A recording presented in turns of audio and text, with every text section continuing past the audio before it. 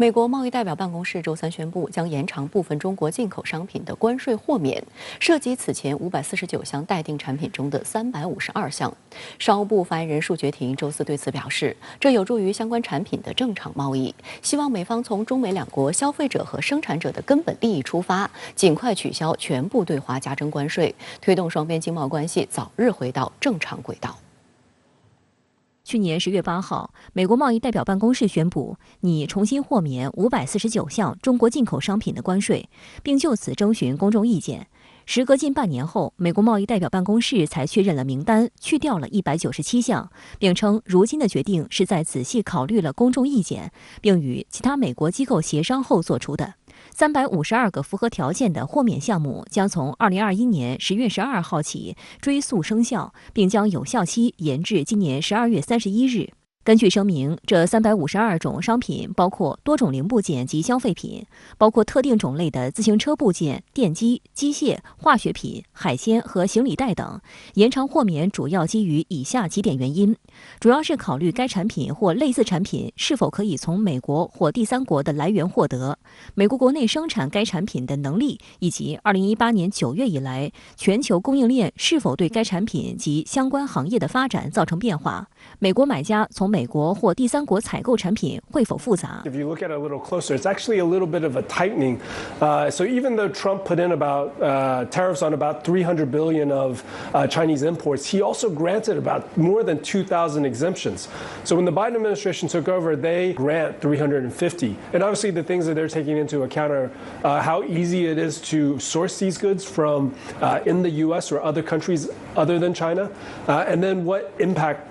these goods has on the U.S. economy. 美国主要商界领袖对拜登政府的对华贸易政策表示失望，并敦促美国取消对华关税，促进全球两个最大经济体之间的贸易往来。纽约时报指出，拜登政府正受到来自议员和商界的压力，因为额外关税伤害了美国公司和消费者，使美国企业处于竞争劣势。大量企业抱怨这些豁免程序既繁琐又不透明。美国有线电视新闻网报道则称，豁免项目实施将使美国企业从目前正遭受的供应链混乱和不断上升的通胀当中得到一些救济。在此时做出这种关税豁免的延长的这种决定，实际上是与美国就是拜登政府的这个处理内政或者说面临中期选举的形势是密切相关的。特别是前一段时间，美国这个国会大概有41名参议员联名上诉白宫，要求解除就是对华的进口商品的这种关税征收。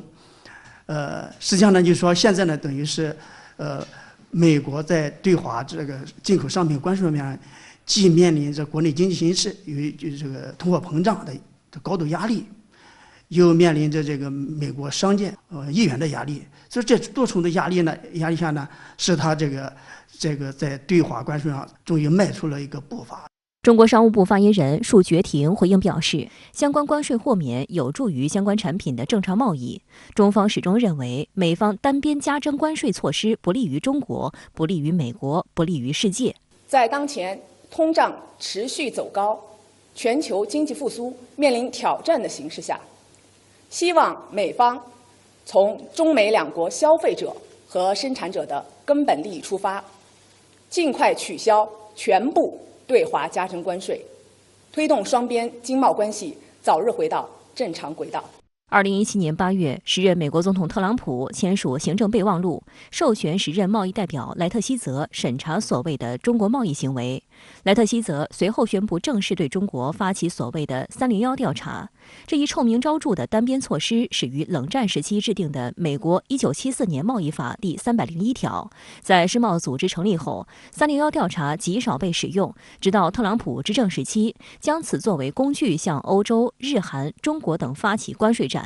但事实上，这些额外关税的90%左右被证实由美国消费者承担，还推高了美国制造业的成本，因此美国商界抗议不断。2018年，特朗普政府推出针对来自中国的2200多种商品的豁免关税程序。拜登上台后一直搁置此事，直到去年底将项目缩减为549项，并征询公众意见，这次进一步压缩至352项。特朗普政府遗留的中美经贸历史遗留问题不少。2016年，美国商务部将中兴通讯列入实体清单，拉开美国制裁中国5G 的序幕。2017年，中兴通讯与美国商务部和解，并支付11.92亿美元。美国政府还指派独立监察官对中兴通讯进行合规监察。周三，美国德克萨斯州一家法院判决，美国对中兴通讯的合规监察期于美国时间周二结束，且不附加任何处罚条款。美国此前派驻该公司的监察官任期也于同日结束。周三下午复牌后，中兴通讯 A 股直线拉升封涨停，港股一度涨超50%。观察指出，中兴通讯不必再向美方提供报表自证清白，每年节约数额不菲的合规费用。瑞士财经报报道称，中国电信巨头终于可以松口气，并指出这是中兴通讯的阶段性胜利，其长远发展的一个大障碍基本扫除。德国新闻电视台称，尽管这对中国电信企业来说是积极消息，但目前看来，美国对华为等大批中国科技企业的制裁仍不可能松动，这也是影响世界第一和第二大经济体关系正常化的一个钉子。事实上，拜登政府以小院高墙的手法打压中国高科技企业从未停止。在中兴通讯解除合规监察当天，美国证券交易委员会将新浪微博列入预摘牌名单，是首家中国互联网企业。新浪微博股价一度跳水7%。预摘牌名单制度是根据2020年外国公司责任法案制定，这一法案在制定中就有议员声称是针对中国。目前这个名单有6家公司，其他5家是百济神州、百胜中国、赛鼎医药、盛美半导体、和黄医药。被列入预摘牌名单的企业需在20天内向美国证券交易委员会提供证据，证明自己不具备被摘牌的条件，否则将被列入确定摘牌名单。从合规的角度来讲，由于目前美国对华战略竞争，或者说在高科技打压这个层面的这个措施，实际上是还在层层加码。实际上，我们中资企业面临的合规风险，实际上还是在非常严峻，甚至是越来越大。我们这还是鼓励企业，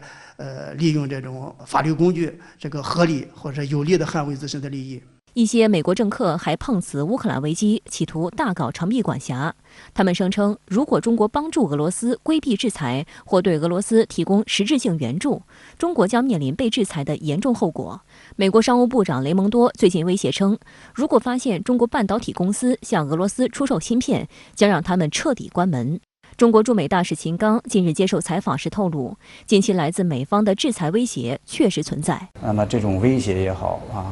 施压也好，中方是绝不接受的。我们密切关注美方下一步有关的动向。我们不希望制裁发生，但是如果真的这个强加给我们，我们